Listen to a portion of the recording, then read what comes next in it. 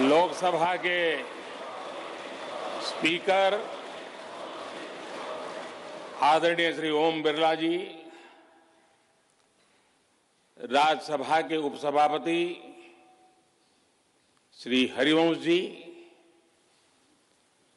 माननीय सांसदगण, सभी वरिष्ठ जनप्रतिनिधि,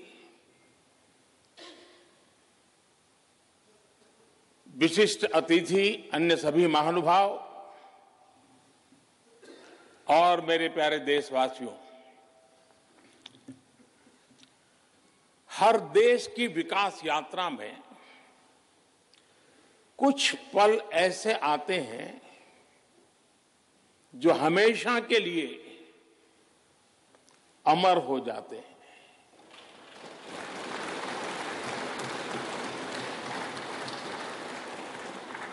कुछ तारीखें समय के ललाट पर इतिहास का अमिट हस्ताक्षर बन जाती है। आज 28 मई 2023 का ये दिन ऐसा ही शुभ अवसर है।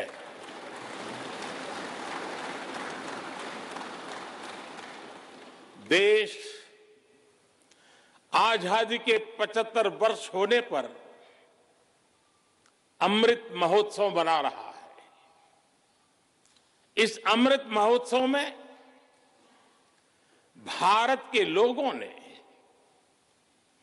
अपने लोकतंत्र को संसद के इस नए भवन का उपहार दिया है।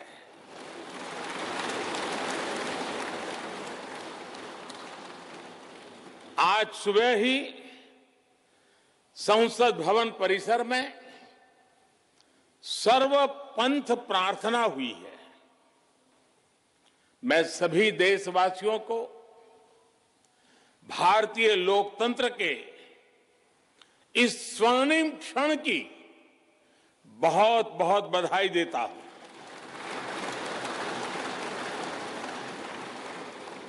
साथियों, ये सिर्फ एक भवन नहीं है,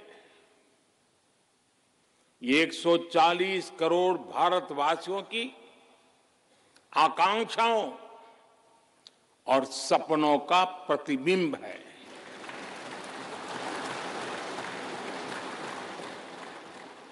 ये विश्व को भारत के दृढ़ संकल्प का संदेश देता हमारे लोकतंत्र का मंदिर है।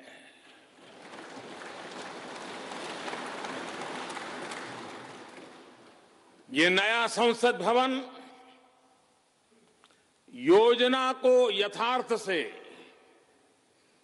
नीति को निर्माण से, इच्छा शक्ति को क्रिया शक्ति से, संकल्प को सिद्धि से जोड़ने वाली अहम कड़ी साबित होगा। ये नया भवन हमारे स्वतंत्रता सेनानियों के सपनों को साकार करने का माध्यम बनेगा।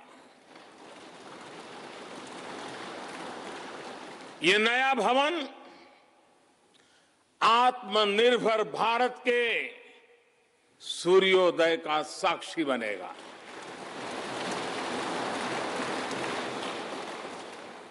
ये नया भवन विकसित भारत के संकल्पों की सिद्धि होते हुए देखेगा। ये नया भवन नूतन और पुरातन के सह अस्तित्व का भी आदर्श है। साथियों, नए रास्तों पर चलकर ही नए प्रतिमान गढ़े जाते हैं।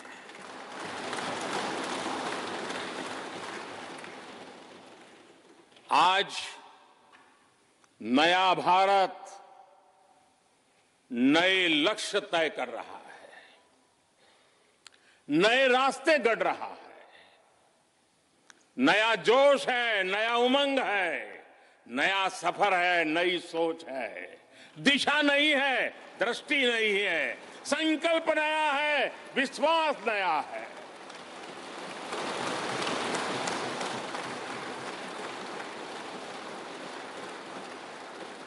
और आज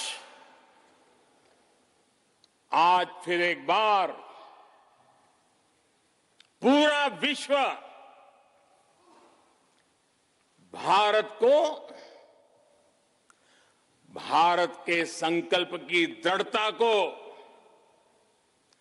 भारतवासियों की प्रखरता को, भारतीय जनशक्ति की जिजीविषा को आदर और उम्मीद के भाव से देख रहा है।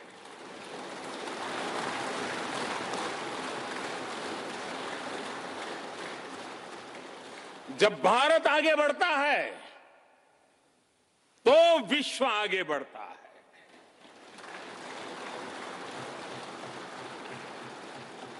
संसद का ये नया भवन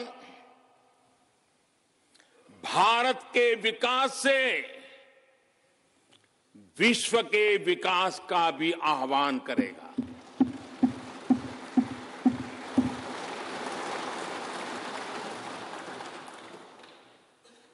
साथियों,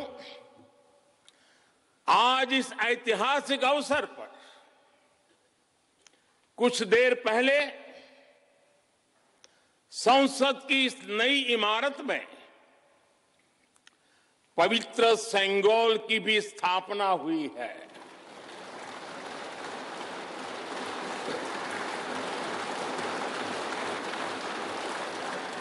महान चोल साम्राज्य में सेंगोल को कर्तव्य पथ का, सेवा पथ का, राष्ट्र पथ का प्रतीक माना जाता था। राजा जी और आदीनम के संतों के मार्गदर्शन में यही सेंगोल सत्ता के हस्तांतरण का प्रतीक बना था। तमिलनाडु से विशेष तौर पर आए हुए आदीनम के संत आज सुबह संसद भवन में हमें आशीर्वाद देने उपस्थित हुए थे। मैं उन्हें पुनः श्रद्धापूर्वक नमन करता हूं। उनके ही मार्गदर्शन में लोकसभा में ये पवित्र सेंगोल स्थापित हुआ है। पिछले दिनों मीडिया में इसके इतिहास से जुड़ी बहुत सारी जानकारी उजागर हुई है। मैं इसके विस्तार में नहीं जाना चाहता हूं, लेकिन मैं मानता हूं ये हमारा सौभाग्य है कि इस पवित्र सेंगोल को हम उसकी गरिमा लौटा सके हैं, उसकी मान मर्यादा लौटा सके। जब भी इस संसद भवन में कार्रवाई शुरू होगी, ये सेंगोल हम सभी को प्रेरणा देता रहेगा। साथियों, भारत एक लोकतांत्रिक राष्ट्र ही नहीं बल्कि लोकतंत्र की जननी भी है, मदर ऑफ डेमोक्रेसी भी है। भारत आज वैश्विक लोकतंत्र का भी बहुत बड़ा आधार है। लोकतंत्र हमारे लिए सिर्फ एक व्यवस्था नहीं, एक संस्कार है, एक विचार है, एक परंपरा है। हमारे वेद हमें सभाओं और समितियों के लोकतांत्रिक आदर्श सिखाते हैं। महाभारत जैसे ग्रंथों में गणों और गणतंत्रों की व्यवस्था का उल्लेख मिलता है। हमने वैशाली जैसे गणतंत्रों को जीकर दिखाया है। हमने भगवान बसवेश्वर के अनुभव मंटपा को अपना गौरव माना है। तमिलनाडु में मिला 900 ईस्वी का शिलालेख आज भी हर किसी को हैरान कर देता है। हमारा लोकतंत्र ही हमारी प्रेरणा है। हमारा संविधान ही हमारा संकल्प है। इस प्रेरणा, इस संकल्प की सबसे श्रेष्ठ प्रतिनिधि अगर कोई है तो ये हमारी संसद है।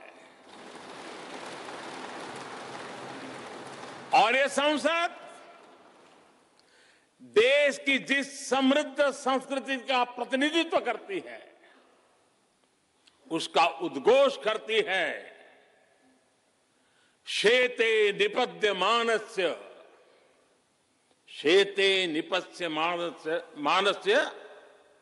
चराति चर्त भगः चरैवेति चरैवेति चरैवेति। कहने का तात्पर्य जो रुक जाता है उसका भाग्य भी रुक जाता है, लेकिन जो चलता रहता है उसी का भाग्य आगे बढ़ता है, बुलंदियों को छूता है। और इसलिए चलते रहो, चलते रहो। गुलामी के बाद हमारे भारत ने बहुत कुछ खोकर अपनी नई यात्रा शुरू की थी। वो यात्रा कितने ही उतार चढ़ावों से होते हुए, कितनी ही चुनौतियों को पार करते हुए आजादी के अमृत काल में प्रवेश कर चुकी है। आजादी का ये अमृत काल विरासत को सहेजते हुए विकास के नए आयाम गढ़ने का अमृत काल है। आजादी का ये अमृत काल देश को नई दिशा देने का अमृत काल है। आजादी का ये अमृत काल अनंत सपनों को, असंख्य आकांक्षाओं को पूरा करने का अमृत काल है। इस अमृत काल का आह्वान है, इस अमृत काल का आह्वान है मुक्त मातृभूमि को, मुक्त मातृभूमि को नवीन प्राण चाहिए, नवीन पर्व के लिए नवीन प्राण चाहिए। मुक्त गीत हो रहा, मुक्त गीत हो रहा नवीन राग चाहिए, नवीन पर्व के लिए नवीन प्राण चाहिए।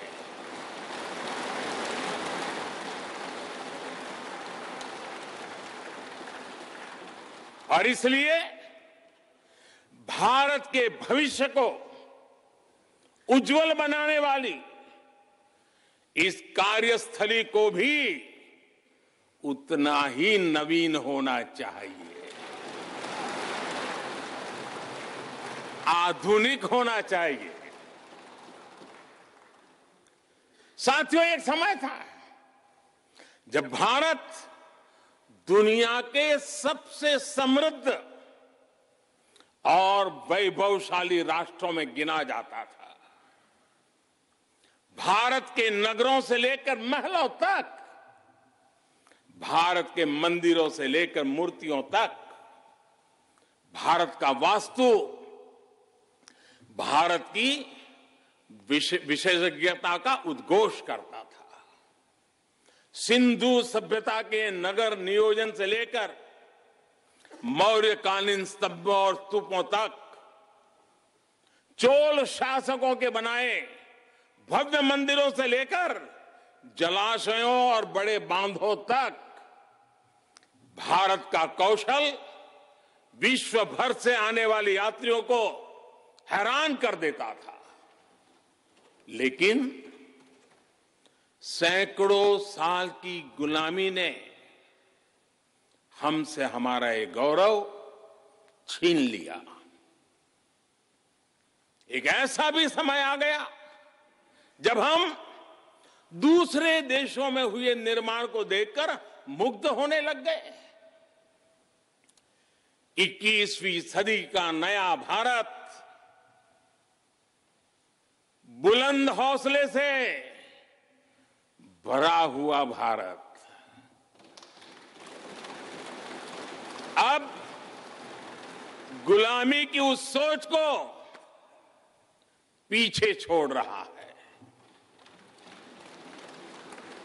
आज भारत प्राचीन कला की उस गौरवशाली धारा को एक बार फिर अपनी तरफ मोड़ रहा है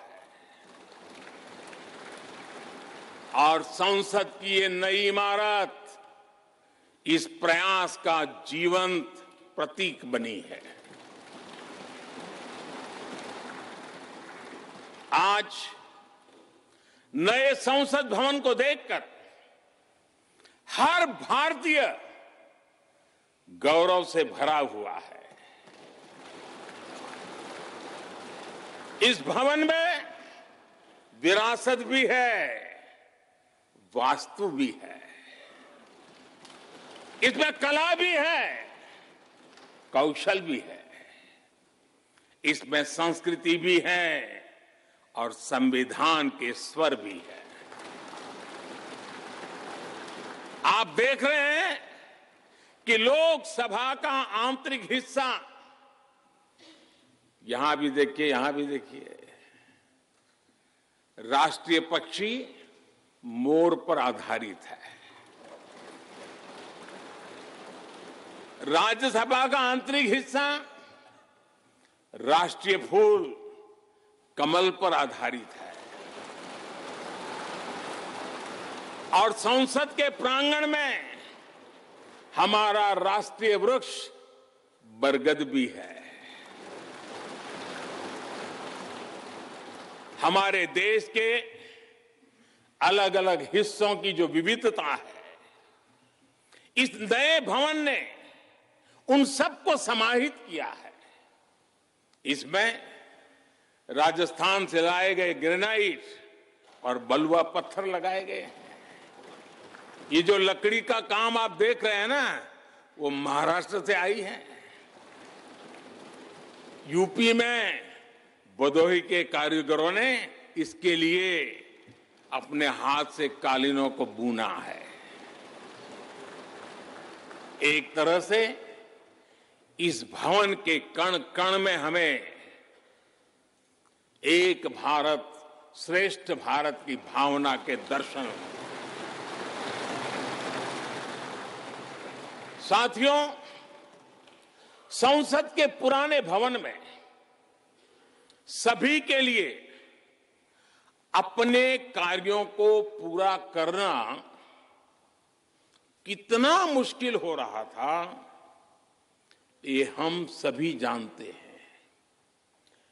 टेक्नोलॉजी से जुड़ी समस्याएं थी, बैठने की जगह से जुड़ी चुनौती थी।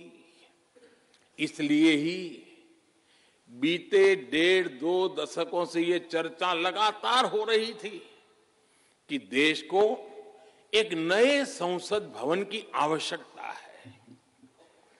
और हमें ये भी देखना होगा कि आने वाले समय में सीटों की संख्या बढ़ेगी, सांसदों की संख्या बढ़ेगी, वो लोग कहां बैठते हैं? और इसलिए ये समय की मांग थी कि संसद की नई इमारत का निर्माण किया जाए। और मुझे खुशी है कि भव्य इमारत आधुनिक सुविधाओं से पूरी तरह लैस है। आप देख रहे हैं कि इस समय भी इस हॉल में सूरज का प्रकाश सीधे आ रहा है, बिजली कम से कम खर्च हो, हर तरफ लेटेस्ट टेक्नोलॉजी वाले गैजेट्स हों, इन सभी का इसमें पूरा ध्यान रखा गया है। साथियों, आज सुबह ही मैं इस संसद भवन को बनाने वाले श्रमिकों के एक समूह से मिला हूं। इस संसद भवन ने करीब 60,000 श्रमिकों को रोजगार देने का भी काम किया है। उन्होंने इस नई इमारत के लिए अपना पसीना बहाया है। मुझे खुशी है कि इनके श्रम को समर्पित एक डिजिटल गैलरी भी संसद में बनाई गई है और विश्व में शायद ये पहली बार हुआ होगा। संसद के निर्माण में अब उनका योगदान भी अमर हो गया है। साथियों, कोई भी एक्सपर्ट अगर पिछले 9 वर्षों का आकलन करे तो पाएगा कि ये 9 साल भारत में नव निर्माण के रहे हैं, गरीब कल्याण के रहे हैं। आज हमें संसद की नई इमारत के निर्माण का गर्व है, तो मुझे पिछले 9 साल में गरीबों के 4 करोड़ घर बनने का भी संतोष है। आज जब हम इस भव्य इमारत को देखकर अपना सर ऊंचा कर रहे हैं, तो मुझे पिछले 9 साल में बने 11 करोड़ शौचालयों का भी संतोष है, जिन्होंने महिलाओं की गरिमा की रक्षा की, उनका सर ऊंचा कर दिया। आज जब हम इस संसद भवन में सुविधाओं की बात कर रहे हैं, तो मुझे संतोष है कि पिछले 9 साल में हमने गांवों को जोड़ने के लिए 4 लाख किलोमीटर से भी ज्यादा सड़कों का निर्माण किया। आज जब हम इस इको फ्रेंडली इमारत को देखकर खुश है, तो मुझे संतोष है कि हमने पानी की एक एक बूंद बचाने के लिए 50,000 से ज्यादा अमृत सरोवरों का निर्माण किया है। आज जब हम इस नए संसद भवन की लोकसभा और राज्यसभा को देखकर उत्सव मना रहे हैं, तो मुझे संतोष है कि हमने देश में 30,000 से ज्यादा नए पंचायत भवन भी बनाए हैं। यानी पंचायत भवन से लेकर संसद भवन तक हमारी निष्ठा एक ही है, हमारी प्रेरणा एक रही। देश का विकास, देश के लोगों का विकास। साथियों, आपको ध्यान होगा 15 अगस्त को लाल किले से मैंने कहा था, यही समय है, सही समय है।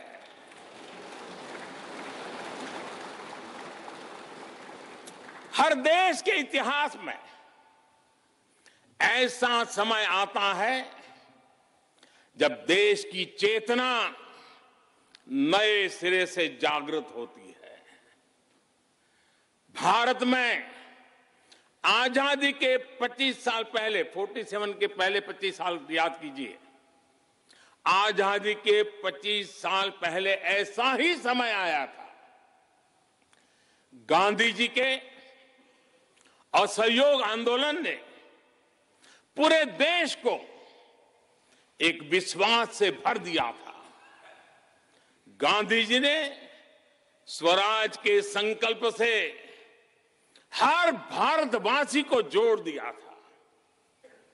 ये वो दौर था जब हर भारतीय आजादी के लिए जी जान से जुट गया था। इसका नतीजा हमने 1947 में भारत की आजादी के तौर पर देखा। आजादी का ये अमृत काल भी भारत के इतिहास का ऐसा ही पड़ाव है। आज से 25 साल बाद भारत अपनी आजादी के 100 वर्ष पूरे करेगा। हमारे पास भी 25 वर्ष का अमृत कालखंड है। इन 25 वर्षों में हमें मिलकर भारत को विकसित राष्ट्र बनाना है।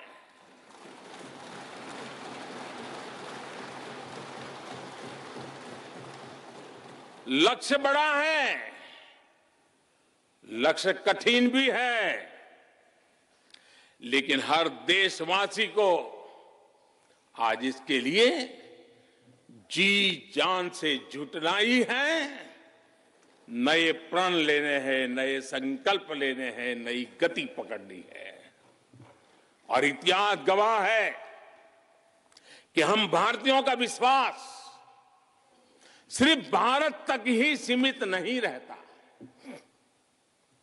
हमारी आजादी की लड़ाई ने दुनिया के बहुत सारे देशों में उस समय एक नई चेतना जागृत कर दी थी।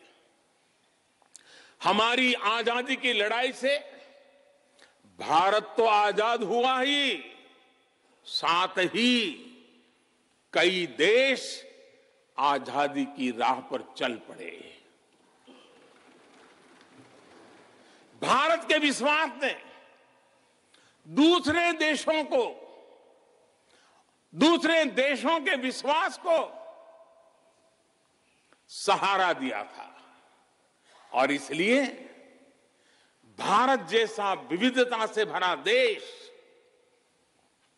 इतनी बड़ी आबादी वाला देश, इतनी सारी चुनौतियों से लड़ने वाला देश जब एक विश्वास के साथ आगे बढ़ता है तो इससे दुनिया के अनेक देशों को प्रेरणा भी मिलती है।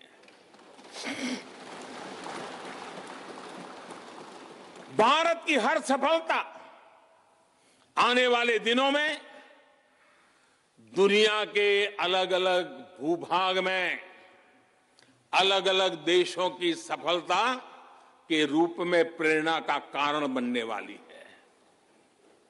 आज यदि भारत तेजी से गरीबी दूर करता है तो ये कई देशों को गरीबी से बाहर आने की प्रेरणा भी देता है। भारत का विकसित होने का संकल्प कई और देशों का संबल बनेगा। इसलिए भारत की जिम्मेदारी और बड़ी हो जाती है। और साथियों, सफलता की पहली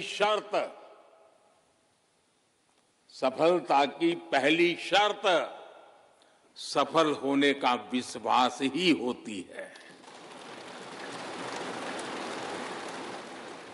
ये नया संसद भवन इस विश्वास को नई बुलंदी देने वाला है। ये विकसित भारत के निर्माण में हम सभी के लिए नई प्रेरणा बनेगा। ये संसद भवन हर भारतीय के कर्तव्य भाव को जागृत करेगा। मुझे विश्वास है इस संसद में जो जनप्रतिनिधि बैठेंगे वे नई प्रेरणा के साथ लोकतंत्र को नई दिशा देने का प्रयास करेंगे।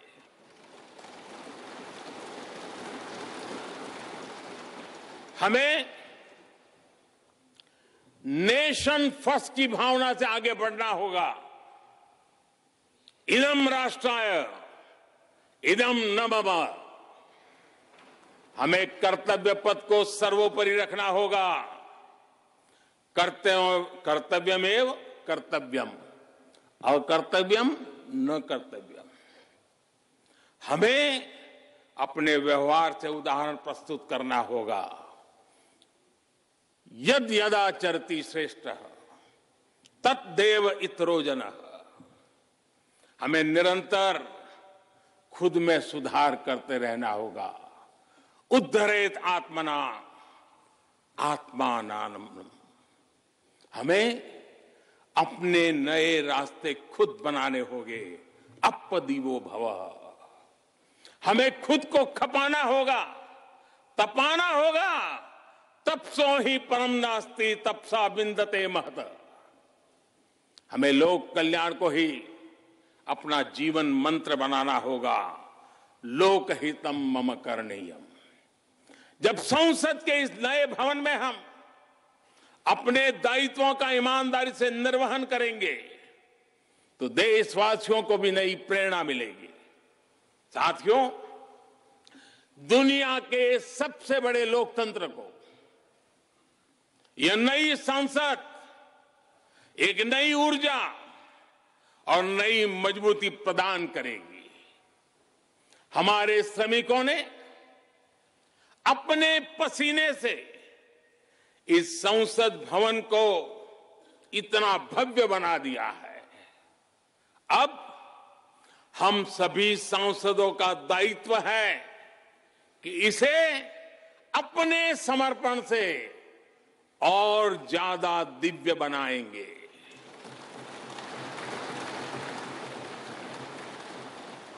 एक राष्ट्र के रूप में हम सभी 140 करोड़ भारतीयों का संकल्प ही इस नई संसद की प्राण प्रतिष्ठा है।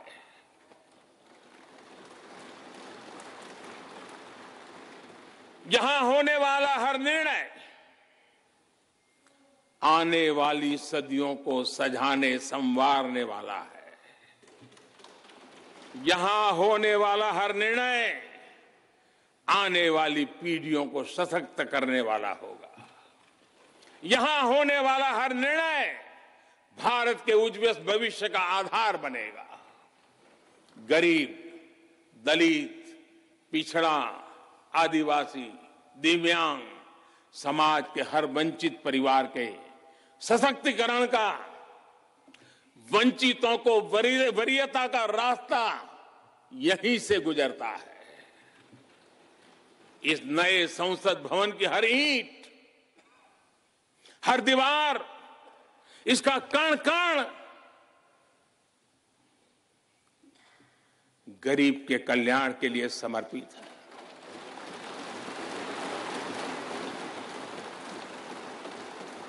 अगले 25 वर्षों में संसद के इस नए भवन में बनने वाले नए कानून भारत को विकसित भारत बनाएंगे। इस संसद में बनने वाले कानून भारत को गरीबी से बाहर निकालने में मदद करेंगे। इस संसद में बनने वाले कानून देश के युवाओं के लिए, महिलाओं के लिए नए अवसरों का निर्माण करेंगे। मुझे विश्वास है संसद का यह नया भवन नए भारत के सृजन का आधार बनेगा। एक समृद्ध, सशक्त और विकसित भारत नीति, न्याय, सत्य, मर्यादा और कर्तव्य पथ पर और सशक्त होकर चलने वाला भारत। मैं समस्त भारतवासियों को नए संसद भवन की फिर से बहुत बहुत बधाई देता हूं। धन्यवाद।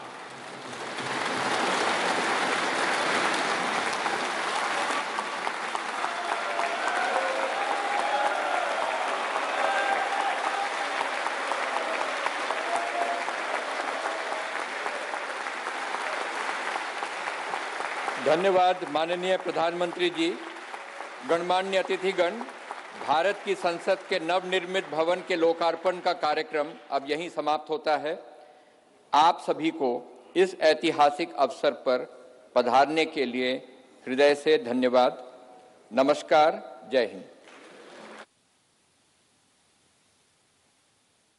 ಪ್ರಭುತ್ವದ ಶಕ್ತಿಪೀಠ ಸಂಸತ್ ಭವನ ಲೋಕಾರ್ಪಣೆ ಕಾರ್ಯಕ್ರಮ ಮುಕ್ತಾಯವಾಗಿದೆ ಅಧಿಕೃತವಾಗಿ. ಪ್ರಧಾನಿ ಮೋದಿ ಅವರು ಸರಿಸುಮಾರು 35 ನಿಮಿಷಗಳ ಸುದೀರ್ಘ ಭಾಷಣವನ್ನು ಮಾಡಿದ್ರು. ಭಾರತದ ಇತಿಹಾಸವನ್ನು ನೋಡಿದ್ರು. ಸಿಂಧೂ ನಾಗರಿಕತೆಯಿಂದ ಹಿಡಿದು ಇಲ್ಲಿಯ ತನಕ ಭಾರತದ ಭವ್ಯ ಪರಂಪರೆ ಹೇಗೆ ಬೆಳೆದು ಬಂತು ಅಂತಕ್ಕಂಥದ್ದನ್ನು ಜ್ಞಾಪಿಸ್ಕೊಂಡ್ರು. ಹಲವಾರು ಸಂಸ್ಕೃತ ಶ್ಲೋಕಗಳ ಉದಾಹರಣೆಯನ್ನು ಕೊಟ್ಟರು. ನಮ್ಮ ಪರಂಪರೆ ಎಷ್ಟು ಶ್ರೀಮಂತವಾಗಿದೆ ಅಂತಕ್ಕಂಥದ್ದನ್ನು ಉದಾಹರಣೆ ಸಮೇತವಾಗಿ ವಿವರಿಸ್ತಾ ಹೋದರು. ಅದನ್ನು ಉಳಿಸಿಕೊಂಡು ಬೆಳೆಸಿಕೊಂಡು ಮುಂದಿನ ಪರಂಪರೆಯವರಿಗೆ ನಾವು ಕೊಡ್ತಾ ಹೋಗಬೇಕು. ಆ ರೀತಿ ಕೊಟ್ಟಾಗ ನಮ್ಮನ್ನು ಜನ ನೆನಪಿಸ್ಕೊಳ್ತಾರೆ, ಹೌದಪ್ಪ ಹಿರಿಯರಿಂದ ಬಂದಂತಹ ವಿಚಾರ ಇದು ಅಂತ. ಸೊ ಇದೆಲ್ಲದರ ಬಗ್ಗೆ ಸುದೀರ್ಘವಾದ ಭಾಷಣವನ್ನು ಪ್ರಧಾನಿ ನರೇಂದ್ರ ಮೋದಿ ಅವರು ಮಾಡಿದರು.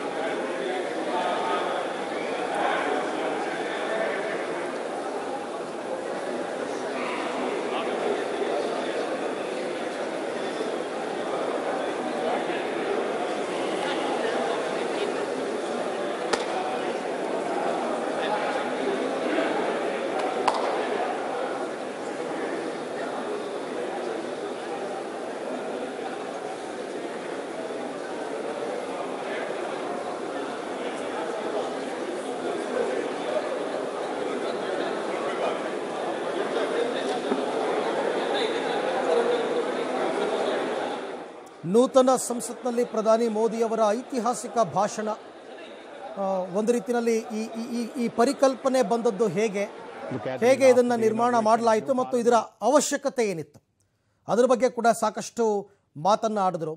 ಮುಂದಿನ ದಿನಗಳಲ್ಲಿ ಭಾರತ ಭವ್ಯ ಭಾರತವಾಗುತ್ತೆ, ಏಕ್ ಭಾರತ್ ಶ್ರೇಷ್ಠ ಭಾರತ್ ಅಂತಕ್ಕಂಥದ್ದನ್ನು ಈ ಸಂಸತ್ ಭವನ ಅನುರಣಿಸುತ್ತಿದೆ ಅಂತಕ್ಕಂಥದ್ದನ್ನು ವಿವರಿಸಿದ್ರು.